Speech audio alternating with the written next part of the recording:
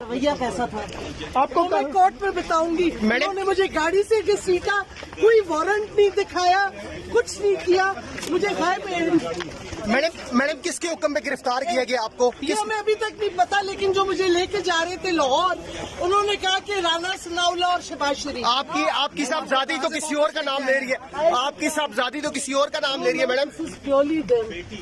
राना सनाउल्लाह, अच्छा भाई मैं आप पूरा बताऊंगी जो इन्होंने तशद्दुद किया मेरे पे। मैडम इमरान खान साहब को भी गिरफ्तार करने का कहा जा रहा है कि उन्हें भी गिरफ्तार किया जा सकता है। कितने लोगों को गिरफ्तार करेंगे? पूरी कौम निकली हुई है इन चोरों के खिलाफ और जो खुफिया इदारे हैं उनके खिलाफ। आपके खिलाफ जो रास्ता दे का आपको पता था? नहीं भाई, मैं तो कहीं जा रही थी, मेरी गाड़ी रोकी, गाड़ी से घसीटा को साथ थाने वाले यूनिफॉर्म पुलिस वालों ने। मैडम ये नहीं समझती जो बोया वो काट रहे हैं, जो बोया वो काट रही है पीटीआई। जो आप ट्वीट्स कर रही